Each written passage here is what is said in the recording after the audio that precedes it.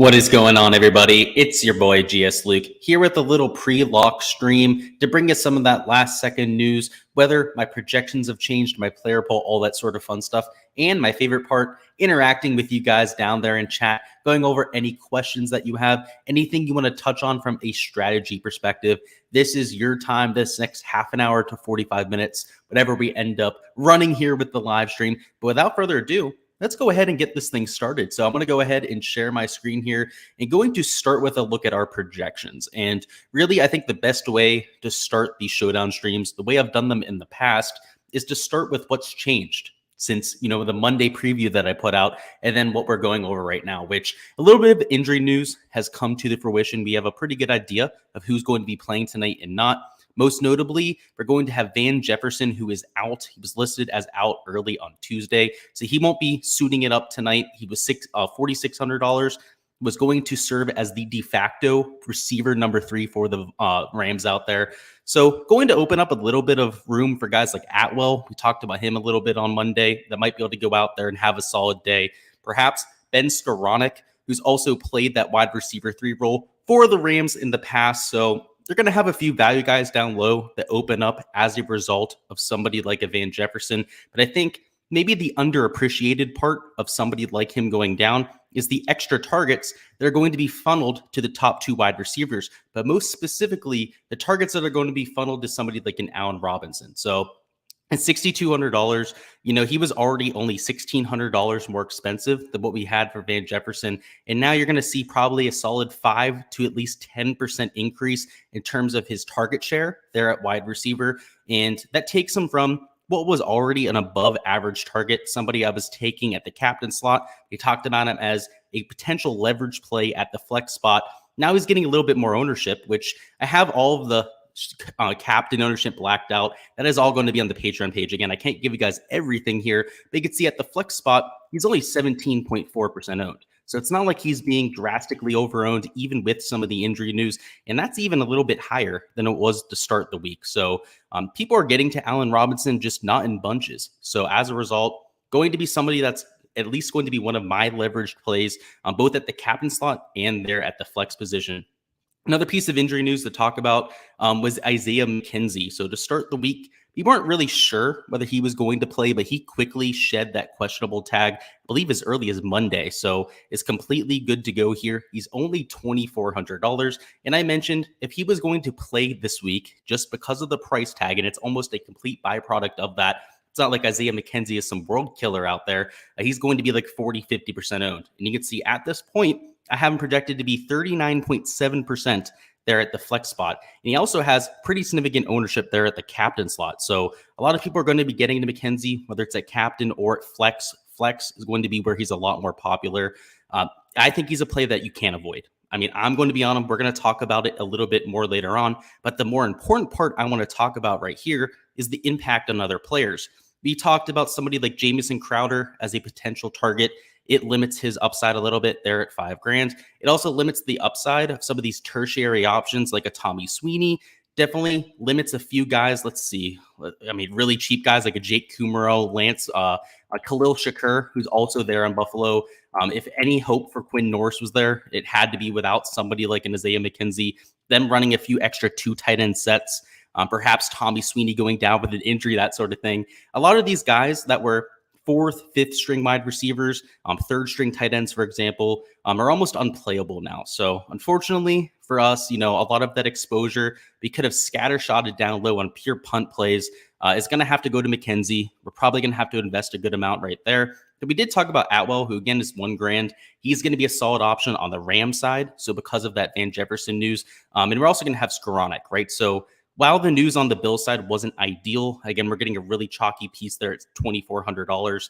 We at the very least got the news with Van Jefferson, right? He ended up getting rolled out. It's going to open up enough value on the slate because I really like these guys up top. And that's where we're going to start this breakdown.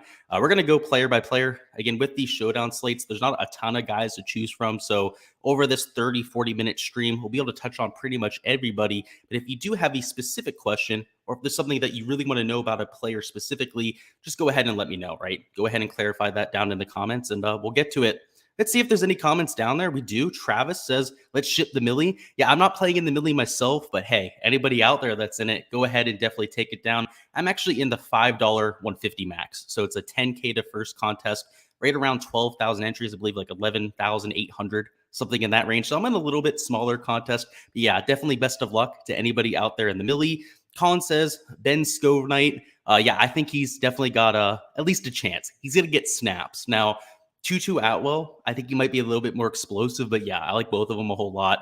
You definitely like Ben Skoranek, though. I could see it. And Robert Bev says, Ayo, talk to you, Luke. Hey, that's why we're here. Let's bring you the picks. So at the top of the board, it's important to pretty much touch on every player. So let's talk about Cooper Kupp at $12,400, 18.6 at the captain slot, right? It's definitely a lot to go out there and invest, but I think it's well worth doing. And it's one of the few players that I'll actually give you in my captain pool will be a Cooper Kupp just because of his ceiling performance. I mean, last year, he averaged right around 27, 28 fantasy points a game, right? And at the captain slot, even at $12,000, that's probably going to pay off. So that's why towards the end of the 2021 season, they were pretty much locking in Cooper Kupp into that captain slot. And honestly say against other teams, like against a lackluster, mediocre sort of offense, I'm probably going to do the same thing this year. Cooper Kupp's going to be almost unavoidable there.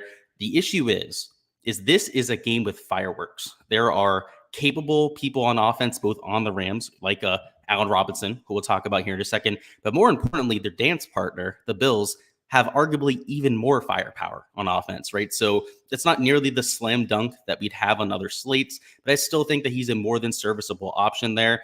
Josh Allen, definitely going to be popular in the captain slot too. I don't want to say that it's unviable because I'll certainly be playing my share of Josh Allen at the captain slot, but it does come with opportunity cost because you have to remember for him to get to a true captain-like performance, not only does he have to spread the ball around really well if he's getting to you 4 or 5 passing touchdowns, or he's got to get it with the rushing upside, right? He's got to go out there, get you a rushing touchdown, maybe 40, 50 yards on the ground, that sort of thing, to go on top of his 20 to 25 that he gets through the air. So it's not as wide a path as people think to get to one of those ceilings, right? He's got to get that, ceiling performance on the ground, or he's got to go out there and really not feed one player too much, because the fact of the matter is, even if Josh Allen scores 30 fantasy points, if somebody like Gabe Davis gets like 24, 25 fantasy points, you're going to have him at captain because this is going to be a contested high scoring game. That's what I'm thinking, right around a 50-point total.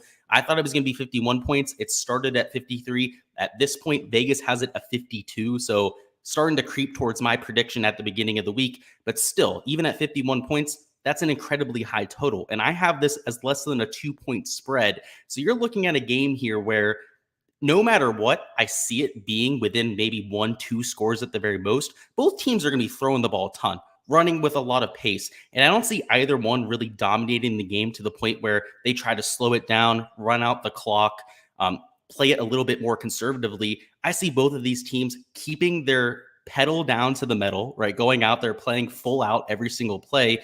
And that's what makes it hard to get to, a Josh Allen at captain, right? Because I know he can go out there, score 25, 26 points.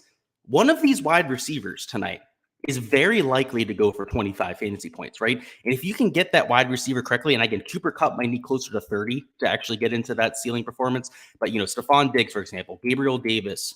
I mean, I'll include Dawson Knox, but it's probably not as likely. But, Allen Robinson, for example, I mean, maybe cut it off there. One of those wide receivers is very likely to be your optimal captain tonight. And it's going to be all about getting that right. I mean, if you're playing 150 lineups, I'd recommend scattershotting across all of those captain slots.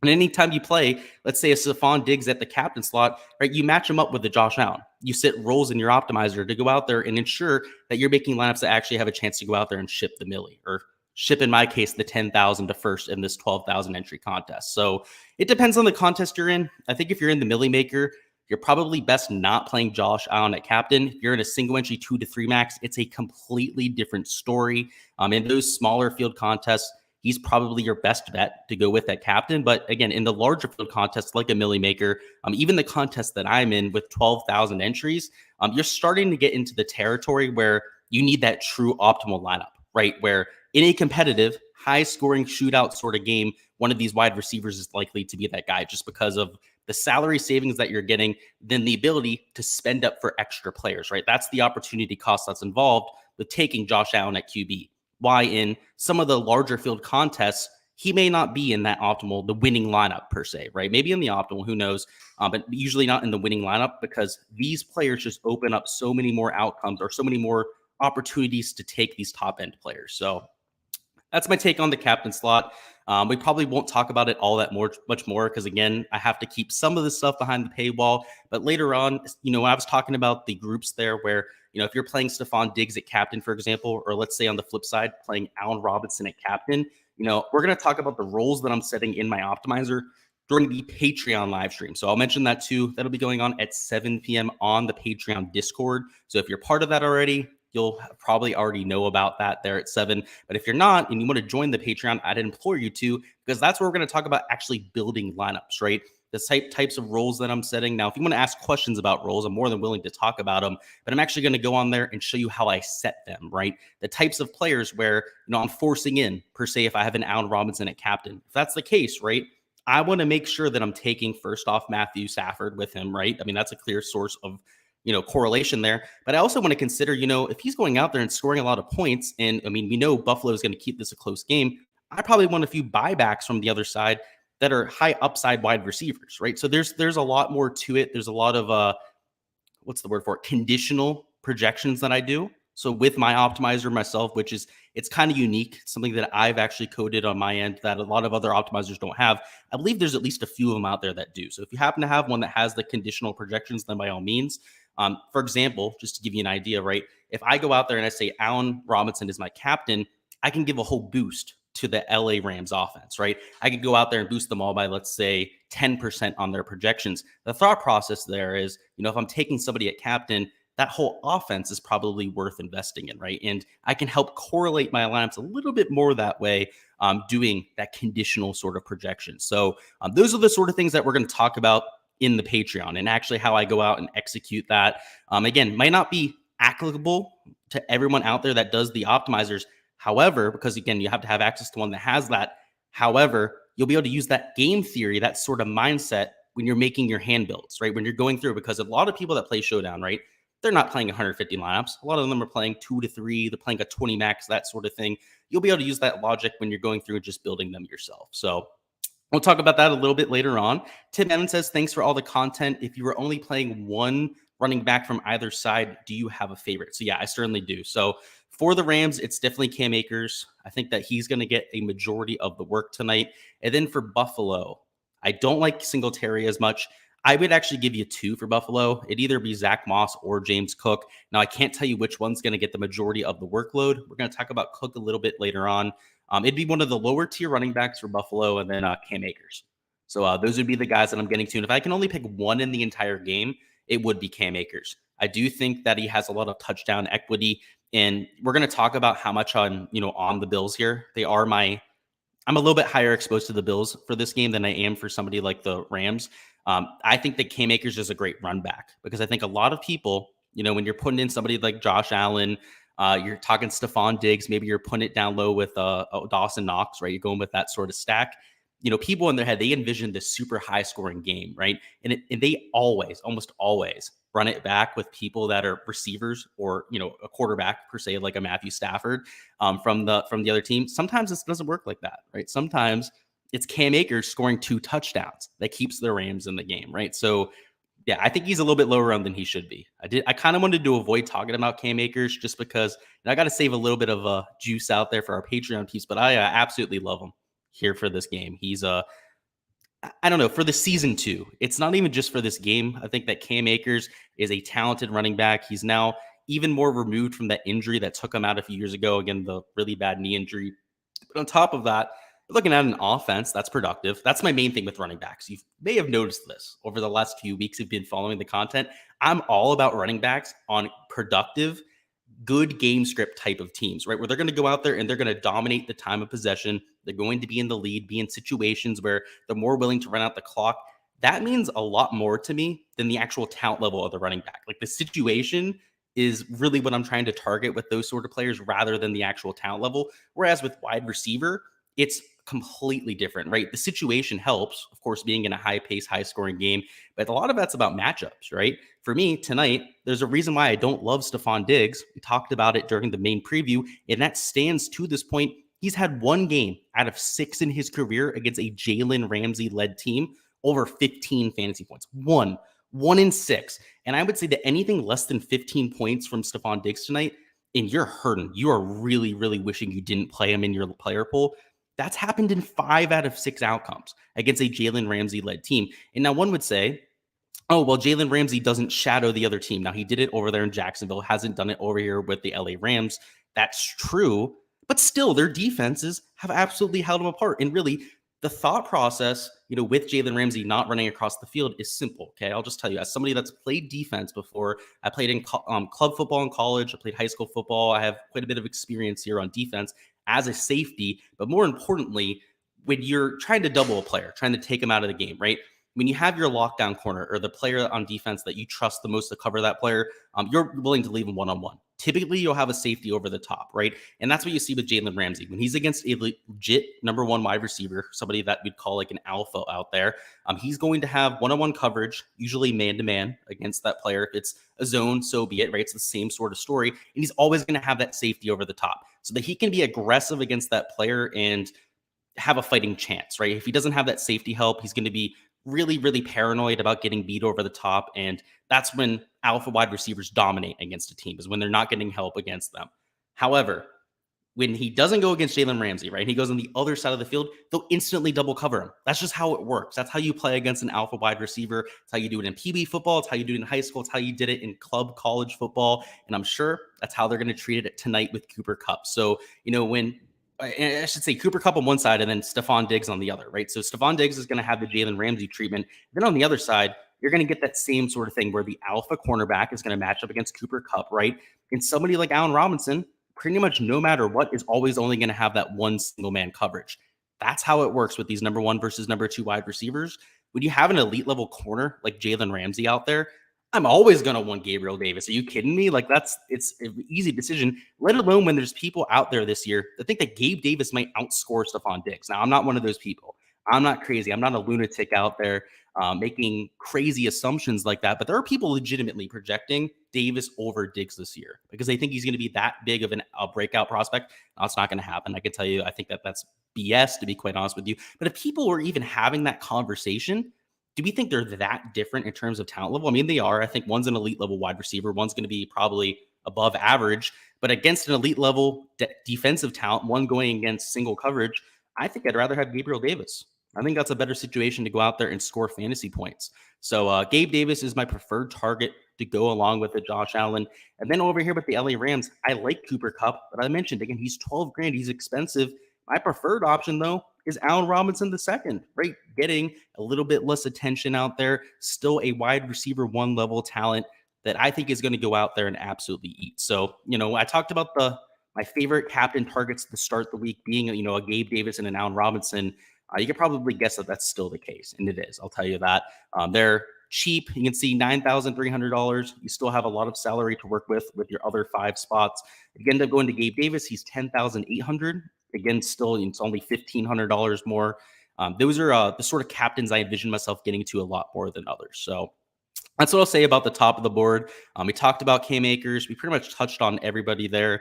I will talk about Singletary. Now, this is the one pick that I feel very uncomfortable about, but he's the one guy up top that I'm completely fading. Like, not even taking a little bit just in case, right? With Stephon Diggs, I'm still going to have a little bit.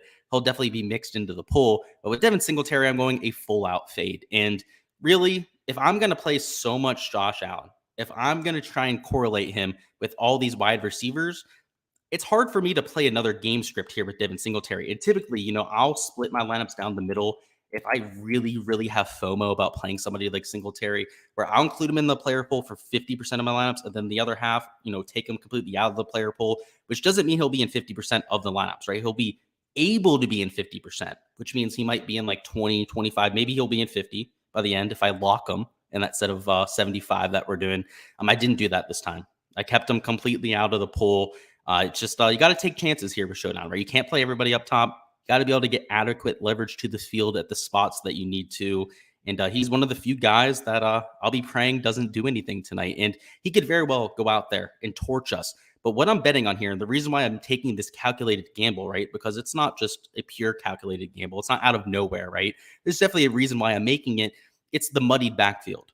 I've already heard multiple beat reporters say that this could be a trio at running back. So not only Singletary and then Moss, who you had last year, but you could see James Cook, who's been unbelievably impressive over his preseason, over some of the practices over the last few weeks, into the mix, right? You could see him get 4 or 5 carries. Moss was getting 7 or 8 last year. That's just less and less on the table for somebody like Singletary, who isn't going to go out there and wow you with production. He's not going to go out there and average 7 or 8 yards per rush. He can bring a little bit of PPR upside to the table, but he's also $7,000. It's not like you're getting a super cheap running back with Devin Singletary. I just don't know if he's going to get the workload. He's not going to be super high owned either, so it's not like he's super chalk, and I'm going out there and fading Devin Singletary, but I also don't see him being at least my favorite play on the slate, so I'm not going to be there.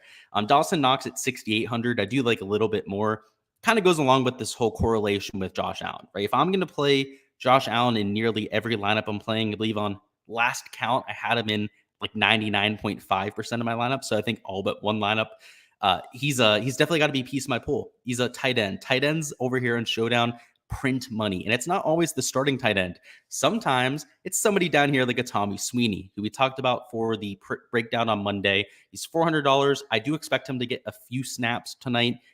We just don't know how many, right? It could be anywhere between like 2 snaps getting out there in the red zone to spell somebody like a Dawson Knox from time to time, give him a breather, or he might play 30-40% of the snaps, right? They might go out there with some 2 tight end sets. He might get a little bit more time in there to, again, spell a tired Dawson Knox, that sort of thing. So at $400, I will be playing Sweeney. And in fact, I only am projected to be 0.7% owned, less than 1% of people getting the Tommy Sweeney. And I believe I have like 25x the field. I have like just outrageously more than the field there. And I think it's well worth it. Just at least a handful of times every year. I'd say if not closer to like a dozen times a year, you get these guys like a Tommy Sweeney, backup tight ends that go out there and break a slate open. And, every time it happens, I was like, oh, I should have known to do that. So backup tight end breaking a showdown slate again. Yet the next time they go out there, they won't invest into them because they look at the name Tommy Sweeney. They look at his track record, his game log, and they go, I can't play this guy. Are you kidding me? And then they look like a fool when it happens, right? And it's the same thing with Tutu Atwell here at $1,000. He's not somebody I'd use at captain, right? But I have him projected here. You see, 7.2% owned. Given the fact that he's $1,400 less than McKenzie, and they really have the same role tonight, I don't know why one is nearly 8 times higher owned. In fact, he's, like 7 times higher owned over there on Isaiah McKenzie. I'm not sure if that really should be the case because Atwell, right, we don't know his role. Maybe that's a good thing, right? We know that's why he's going to be like 7, maybe 10% owned. Even with the injury news, it looks like a lot of the industry hasn't really come along on playing Tutu Atwell. Perhaps, actually, I know why, right? It's because they haven't seen him do anything yet, right? They don't know the rosters. They don't know the depth charts of these teams. They don't know that Skoranek and Atwell are pretty much the 3A, 3B for this team tonight. I think a lot of people may play Skoranek. I don't know how many people are going to play Tutu Atwell. So he's one of those sticky plays I'm getting to. Ben Skoranek, I think he's a great piece of value down here too, rather than getting to an Isaiah McKenzie, right? I know he's on the opposite team, right? So a lot of times when you're trying to make pivots, at least in Showdown, it's not really like this on golf, right? Because there are no teams. But when I'm trying to make a pivot, a lot of times I like to go to the same team because they're quote unquote replacing that production, right? Because you got to think about it as a simulation, right? These aren't median projections. We're not scoring median projections over here in Draftkings. When Isaiah McKenzie scores less, ideally that means that guys like, let's say, a Gabe Davis score more, or somebody, Dawson Knox, whoever it may be on that team. Maybe it's a running back, right, that ends up getting a little bit more production because Isaiah McKenzie is getting a little bit less production. I like to make those sort of pivots, but we can't really do that on the slate, right? Remember, all of the value here is over here on the LA Rams side. And the only real value we have on Buffalo is going to be Isaiah McKenzie, which will just only further inflate his ownership. Because when people have these optimizers, a lot of them are setting roles, especially if they're only playing 20 lineups, right? Where they'll go, you know what? I'm going to take a stance on the Rams. I'm going to play at least 4 of them in every lineup, right? A lot of times when you're doing that, and especially guys that are going on the Bills side, who are the favorites here, I expect more people to probably stack the Bills side in that fashion. They're going to get a ton of McKenzie. In fact, they're probably going to end up locking him in those sort of lineups. So that's why he's 39.7% projected owned. It's, again, a lot higher than pretty much everybody else in this range. I'm going to be playing him personally, but you're going to have to make a decision there. You're going to have to figure out whether you're willing to eat that chalk or not, because there is a lot. Well, I shouldn't say a lot of opportunity cost involved, but there's quite a bit, right? You have to take smaller stances on some of these guys down low, rather than scattershotting a lot of the guys at 200. Let's say even the defenses, even the kickers, right? You got to play Isaiah McKenzie. And that's kind of what I'm doing, right? A lot of the exposure that I'd give to this 4K range here, where it's the kickers and defenses, I just don't have. Like, I can't give away my entire player pool, guys, but I believe the only one out of this entire range I'm playing is Tyler Bass here at $4,000.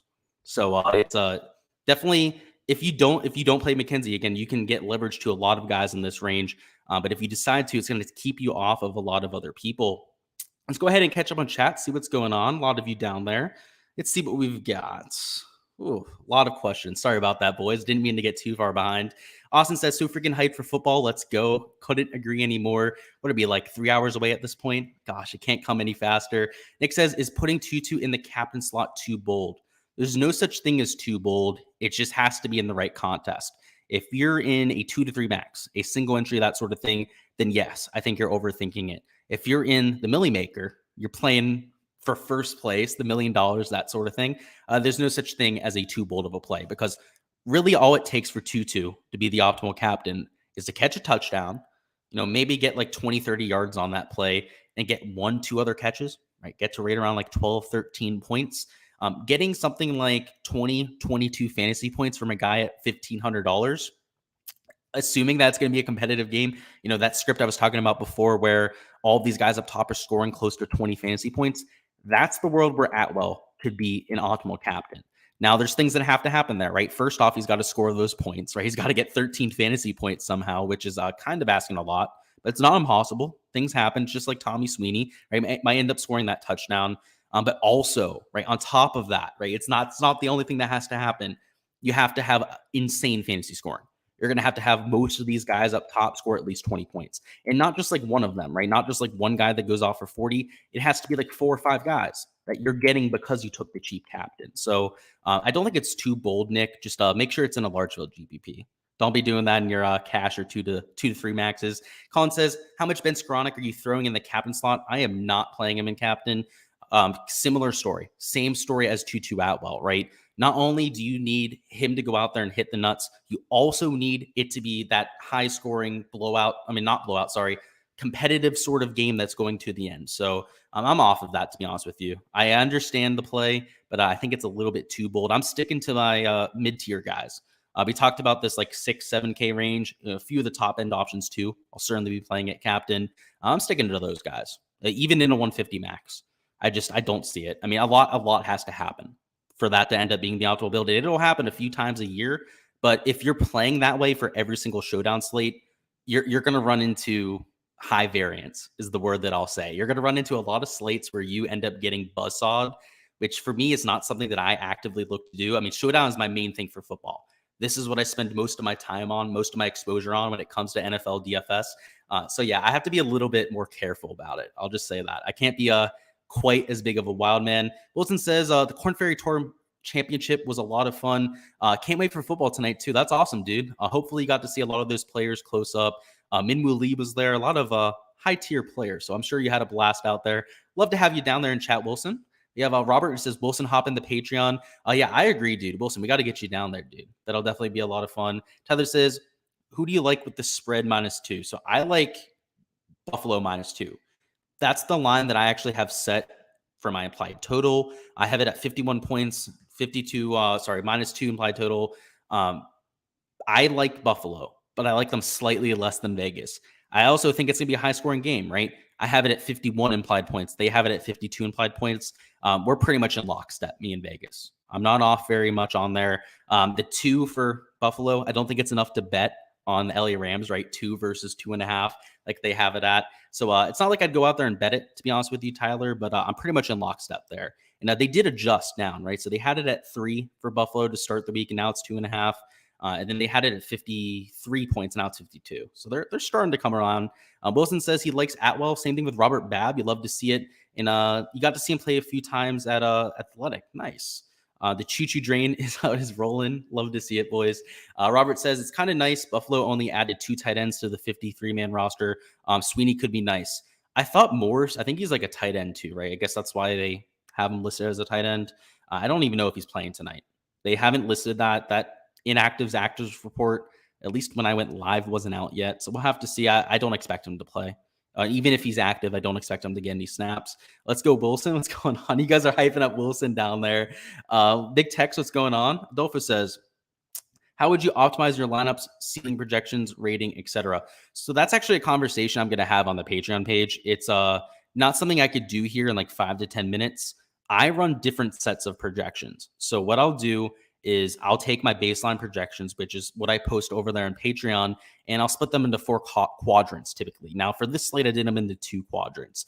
I did a game where I expect Rams to go out there and win. Maybe I have a 7-point win there with that simulation. And then on the other side of things, I have one where Buffalo wins by 7 points, right? And those projections, they're not super off from the projections that I have there on Patreon, but they're 10, 15% different in either direction, to accommodate the simulation there. And what I did with those is I ran 2 sets of 75 lineups. So I'm going to talk about that in the Patreon. Exactly how you can go out and do that same sort of thing if you're on an optimizer, because the way I do it, it's automated. It's a lot easier for me to implement it, but it's something that you can do out there too on pretty much any optimizer you have. So I'll be touching on that there. I can't really do that all here, to be honest, boss. That is going to be behind the paywall. Nick says, you know what you're in. Okay, sweet. I love to hear it, dude. I don't know if you're talking about Tutu Atwell captain. I think you were. But yeah, it's definitely a thing. Like if you're in your Millie Maker, dude, you have nothing to lose. I'm not playing the Millie Maker, right? I'm playing the 12,000 entry contest. So I probably don't need Tutu Atwell captain to win. But you might. For that large field Millie Maker, you might end up needing them. That's for sure. Wilton says cards going to go cards. Yeah, I agree. Beat says cheers. I got a coffee right now. So this is how you know it's like football season. I got a coffee over here. We got some streams to do. And then later on, going over to a buddy's house, we're going to watch some football. A few of us over there, drink some beer. It'll be a good time. So I'm glad that you got the glass out early. I still got coffee right now. A little bit jealous there. And Tyler says he's rolling with Buffalo too. Yeah, absolutely, man. That's what this live chat's for. So we talked through most of this poll. Let's go through a few other guys down low. So we talked about Sweeney. A lot of guys that I'm now excluding, I'd consider playing Gilliam just because he will get a few carries. He's used as a little bit like a Swiss Army knife for Buffalo, but yeah, I'm probably not playing him. Funk probably shouldn't play. I don't think he'll get any snaps. Kumaro is not likely to see snaps, neither with McCutcheon, Shakir, or Hopkins. So pretty much all the guys down here from Gilliam down, I'm excluding from the poll. So, from time to time, you'll get these guys at $200 that will play 10, maybe 15% of snaps. I'm not really sure that's going to be the case this week. If any of them are going to do anything meaningful for this game, it would be Gilliam here, though. It'd be the one guy at $200 I'd be willing to take. We talked about most of these guys here. I guess we'll talk about the defenses and the kickers. I have a role with defenses and kickers. First off, you never play them at captain. If you do, you're playing a losing game. It's going to work out like once a year. And if you happen to hit it that time, good for you. But the other 60, 70 slates there for Showdown, you're probably not going to want to have them at captain. So that's something that I just never do, unless you're calling for 40-mile-an-hour winds. It's negative 10 degrees. You're dealing with 2 teams that have inadequate quarterbacks, that sort of thing, like a Mac Jones, right, that you saw there with the Patriots. Then I may consider that. And even with the kickers, right, like it would take a really low total game for me to even consider taking them at captain. And do like guys like Tyler Bass, though, at the flex spot, right? He's for the winning team, which anytime I'm looking at a kicker, I do incorporate that into my projections. The winning team always gets a little bit of a boost there. A lot of that has to do with their game total, but also just I don't know what it is. I've noticed over the years that it's accurate too. The winning kickers always get like a 0.5 point boost. It's obviously the implied point total has a lot to do with that, but I think it's more than that. I've yet to figure out exactly why that happens, but it does. The winning kickers almost always get a little bit of a boost there, especially from a long-term sample size. It's why guys like a Justin Tucker, for example, a lot of his best games are when he's kicking 50 to 60-yard field goals. But most notably for him, actually, I can't take credit for this. I'm going to actually put this down in the Discord afterwards. There was a guy who did a whole article on it. Justin Tucker, when he wins games, scores like an extra 2 points than when he loses games. And he went and did this whole long-term breakdown on it. It was very detailed. That's why I'm going to go put it down the Patreon. I think you guys would really enjoy it, about why that was the case. And he said you can extrapolate this to other kickers, maybe less extreme. But when you have somebody like Tyler Bass, that's the favorite here, maybe give him a little bit of a boost. But just think about it in total for like season-long stuff, right? So if you're drafting kickers in fantasy football, a lot of times just take the best kickers in the league. I mean, for the best teams in the league. Like, for example, over there, Kansas City, right? You have one of the best kickers in the league there. Last year, just off the top of my head, Evan McPherson was one of the best kickers in the league. A lot of it's tied to the success of the team. So I guess the one kicker I would take would be Tyler Bass. But we're not going to spend all our time talking about kickers. It's kind of a waste of time. What we will do is make some lineups together. So I'll go ahead and share my screen, bring up Draftkings, and we're going to talk through some prize pick stuff too. I meant to mention that before. We have the prize picks board up. We're going to talk through some of my favorite props here for tonight. But more importantly, let's make some lineups. So we're going to do the actual like optimizer part here on Patreon. I talked about that. That'll be at 7 p.m. there for anybody on the Discord. But if you're hand building, let's talk about some of the things you have to consider. So first off, what contest are you in?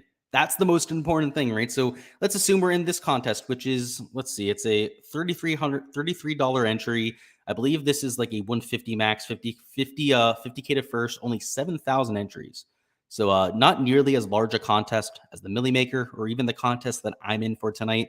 That's $5, 150 max sort of contest. So you might not have to be as worried about duplicating yourself here. Now, the one thing with Showdown, because we only have like 25, 30 usable players at most on a slate, is you're always going to have duplicates. Now, in single entries, 2 to 3 maxes, where you only have like 500 to 1,000 entries, you may duplicate yourself with like 5 or 6 lineups. You know, in a 7,000 entry contest, you're probably going to duplicate yourself with like a dozen lineups from time to time if you aren't careful about it. Millie Maker contests, like a lot of you out there are going to be playing tonight, if you aren't careful, you might duplicate yourself with a couple hundred to 1,000 other people. That's legit, right? So it depends on your size of your contest, right? If you're in a contest that's 10 times smaller than some of those contests, or even 20, 30 times smaller than some of those contests that are out there today, you can play almost a completely different game. So let's go ahead and start assuming that we're in the Millie Maker. Okay, so the largest of all large contests, right? The $20 Millie Maker, dealing with multiple 100,000 other entries that you're going against. And these sort of contests, this is where I'm trying to start here in that middle tier range, right? Where Allen Robinson makes a lot of sense. Getting to a Gabe Davis at captain, I like a whole lot more than getting to some of these Josh Allens or Cooper Kupps, for example. And while they might bank you a 40-point performance, it's hard to really get to that true ceiling performance when you're tying up so much salary. So let's go ahead and start with this with Gabe Davis. As I mentioned, anytime I'm taking a skill position player at captain, I'm immediately locking in the quarterback. So we're going to go ahead and put Josh Allen there. That shouldn't be a surprise. We're already at $6,800. So we can't be too aggressive up top, right? If we're going to take a Cooper Kupp or Stafford, it's going to severely hinder the rest of our lineup. So let's go ahead and maybe wait on that. If we can fit one of them into our lineup, so be it. That'd be great. Let's think about some value. So we already have Josh Allen, Gabe Davis. Let's think about one of these guys down low. This is where maybe a Skoranek makes some sense as a buyback, maybe a 2-2 Atwell. Let's go ahead and just put Skoranek in there just for the sake of this video. That gets us back up to $8,000, right? So that puts somebody like Cooper Kupp or Matthew Stafford a little bit more back into the equation. But what I want to consider here now is, who am I also going to pair up with Josh Allen, right? You know, not only do we have Gabe Davis a captain and then Josh Allen in our lineup, he's probably going to get a little bit more production, right? If he's getting into this optimal build, right? He's got to get 20, 25 actual fantasy points. So just taking a look, I mean, Dawson Knox, definitely somebody we'd consider, or perhaps one of these running backs like a Zach Moss or somebody like a James Cook, just for the sake of this video. Because, you know, if we took somebody like a Cook, we're going to have right around like $10,000 remaining. Might even be able to take Stafford and somebody like Cooper Kupp together. I don't know. We'd have to see. Let's just see how much that works out to. It's 11,000 left. Yeah, we can probably make it work. Nearly. You get pretty damn close with that sort of build. I mean, you could go from Skoranek, for example, right? Go down to 2-2 Atwell. You can make that sort of build work. But just for the sake of this, to make it a little bit more balanced for you, let's go up here and take, where is he at? $6,800. Let's see what this would look like here. So taking out James Cook, we're going to use Dawson Knox instead. We're also going to use Tutu Atwell. Put him back in there. Let's go with Skoranek again. Let's just do Skoranek this time. For this sort of lineup, you have 9 grand remaining, right? What I like doing here is, first off, we have one Ram here, then all these Buffalo players, is you take Matthew Stafford. I love getting to both quarterbacks together. That's a lot of my lineups have both quarterbacks. I meant to mention that before. And then your last man in, you got to think about who you want to match up with Stafford, right? Skoronek's not going to catch all the passes over there.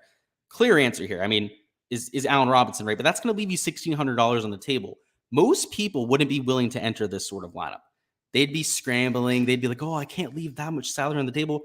This is a perfectly acceptable lineup. Like a lot of people, when they see $1,600 up on the table, guys, they're going to see Skoranek here and go, oh, let's spend up from him then. I want to play that bum. Oh, let's take Zach Moss. He's safer, right? No, you're wrong, actually. You're probably not safer. I actually project somebody like Skoranek right around, if not higher, than somebody like a Zach Moss there. And you're also getting a little bit of correlation, right? Now we have 2 pass catchers for each team. And if Gabe Davis, Dawson Knox, pair with Josh Allen, on the other side, you have Stafford mixed with somebody like Skoranek and Robinson. There's enough salary left on the table. You have a captain that's not going to be super chalky. This is the sort of build that I'd be willing to go with in a Millie Maker. You have plenty of salary left on the table. Again, the captain should be plenty unique, and it still projects really well. It still is in a top 10, 15th percentile when it comes to my projections. Got a little bit ahead of myself there. But that's what we're thinking for some of these large field contests. What we'll do now is talk about what we're going to do in maybe these 2 to 3 maxes, right? Maybe if we got to get a little bit more, I'd say a little bit less creative, but a little bit more focused about your actual score here. Because, anytime you're playing single entries, I always hear the argument. It's like, oh, it means more to me, right? You're paying more money for it. It's a higher percentage of your bankroll. All of these things are true, right? But it shouldn't change your strategy all that much. I think the only thing that should really change from when you're hand building for a GPP as opposed to these 2 to 3 maxes is again, you're willing to eat more of this chalk. So for me, let's talk about that. Isaiah McKenzie, I do not mind whatsoever when it comes to these sort of contests. So in fact, for me, I'm going to go ahead and just slot him in there. I'm going to put him in there and Tutu Atwell. So we're taking one piece of mega chalk that's going to be like 30, 40% owned, and then one piece of value that's going to be a little bit cheaper. So I like that there. We have our 2 pieces of value. At captain, we're going to go with Cooper Kupp this time, just to give you an idea. And as we mentioned before, whoever I have in captain, if it's a skill position player, immediately lock in the quarterback. That's your first step when building some of these lineups. And a lot of people ask, like, how do I actually go out and build showdown lineups? Procedurally, build your captain first and then build from there, right? That should dictate a lot of the rest of your team. So we have that matched up. We also have Atwell in there. So we have 3 pass catchers. This time, we're actually going to try and put in Josh Allen. We already know that because it's a single entry 2 to 3 max. That puts us at about 5 grand. Now, a lot of people might be really tempted because it's a 2 to 3 max, right? To go in there and click in somebody like Jameis Crowder. Be like, oh, I really got to spend all my salary. He's a wide receiver matched up there with Josh Allen. I got to take him there. Really, I wouldn't enter this type of build. This kind of tells me that I'm on the wrong track. Ideally, when you have somebody as a McKenzie as your number 1 wide receiver on the team, it's probably not going to go well, right? Unless Josh Allen's going out there and rushing in 2 touchdowns, right? I mean, who's he going to throw to? McKenzie all game? Probably not, right? So this sort of build is not screaming to me as being the best build. So let's go ahead and change this up a little bit. Rather than Cooper Kupp at captain, let's go ahead and we did Gabe Davis on the other one. Let's put Cam Akers in there. Now, Cam Akers at captain is way different than most of the other builds you're getting to. But now we don't have to put somebody like Matthew Stafford in there, right? I mentioned if it's a wide receiver, tight end out there, one of the skill position players, then you go ahead and lock in somebody like Matthew Stafford. But let's say you're using Akers at the captain slot. I don't think that's nearly as important. And you can actually get a little bit cheaper here, right? Because you're not taking a wide receiver and a quarterback. So let's go ahead and put Cooper Kupp in there. I still like having Atwell. I think he's more than fine in this lineup. We have Josh Allen. And now we can afford Stephon Diggs. This sort of build, you have $1,200 on the table. I don't think you have to leave all that salary on the table when you're going out there and playing 2 to 3 maxes single entries. So if you don't like Tutu Atwell, let's say you like Skoranek a little bit more, think he's more consistent, go to him, right? Because in a single entry, a 2 to 3 max sort of tournament, you don't have to leave a ton of salary. Like you're not worried about duplicating yourself nearly as much. Like I mentioned, in a 7,000 entry contest, you're going to duplicate yourself with like 12, 15 entries if you mess up. You go out there and you enter a really chalky build. In the Millie Maker, it's going to be a couple hundred, maybe 1,000 other entries, that sort of thing. In a single entry with 500 to 1,000 other entries, it's not that bad at all. It might be like 2 to 3 entries, which, if you win first place would kind of suck, splitting there with 3 other people, but it's not the end of the world. You can definitely get away with that. You still have enough leverage to the field. So I like this sort of lineup. Now in a GPP, I'd have to think twice about this one here because the issue I would have with this lineup would be it's a little bit close there to 50 grand, right? So we're within $400. We have Cooper Kupp, Josh Allen, and Stephon Diggs here. 50%, 50%, 50%. And Akers, though he will be a relatively unique captain, Skoranek and McKenzie probably going to be one of the higher owned, if not the 2 highest owned value picks, right? So if I was in a GPP, just to kind of backtrack, show you how I'd adjust this, I would 100% have Atwell. I'd make sure I have that 1,200 on the table. It would go in that direction. So I guess that kind of shows you a good difference between the two types of contests. I'm willing to take up to $400, $200 on the table in some of these single entries. Not necessarily so much the case in some of the large field GPPs. And finally, for cash. So for cash, I think you kind of have to use Josh Allen at captain. So this is a unique build here. I think you have to play somebody like Isaiah McKenzie. I think Skoranek makes a ton of sense in this build. And really, you just want to take as many consistent plays as you can. So best way to do this, I guess, would be Gabe Davis. Probably want to take Cooper Kupp up there. Don't know if you can afford Matt Stafford and Coop Kupp. It'd probably be a little bit too much to do. But this sort of lineup right here, where you have Josh Allen at captain, both of the really chalky value plays, and then 3 guys here in the middle tier / top tier range they can get away with. Now, if you wanted to adjust this a little bit, I guess the one way to do it would be to take both quarterbacks. That'd be another way to build a cash lineup. But then you have to spend down a little bit with your last spot, right? Maybe take a Tyler Bass instead. And by the way, in cash, I love kickers. Kickers and cash are like my thing. Like I take kickers and cash a lot more than most people because like 9-10 points in cash is like money. You're getting there at $400, $4,000. And the rest of your lineup where you have both quarterbacks, you can feel really good about their floors. We know Josh Allen's going to get us like 40 fantasy points. We have that like 7 to 10 points locked in from McKenzie. This is probably going to be duplicated like 30 million times tonight. It's going to be unbelievably popular when it comes to a lot of those contests. But that's all I've got for this stream, boys. If there's any questions, we'll go ahead and touch on them. But we're going to have that Patreon stream here at 7 p.m. So a lot to talk about there. So I'm not going to talk about everything here, unfortunately. But if you want to be a part of that live stream, make sure to check out the Patreon page. There is a link down below to that. Again, it's $10 a month. It's a great community. We have a lot of fun down there too. And more importantly, you get to see behind the scenes, right? You get to ask questions, talk through strategy together. Definitely worth your time. But let's see if there's questions down there. See what we've got. DC says, just got in. Who is the main backup, Foreman or Hubbard? So, oh yeah, you're talking about the Panthers there. Okay. This is for Showdown. But yeah, I think the main backup at this point is Foreman. I think Hubbard's being a little bit more used as a scat back, being used as somebody there like third down back. I think that it's going to be CMC about 90% of the time. If they need somebody as a backup, you might see a little bit of Hubbard on third down.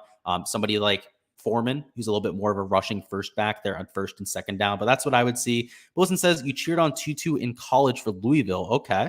That's good to hear. And honestly, I've heard good things about him in camp this year. He's gotten a lot of praise from his coaches and some of his peers out there at practice.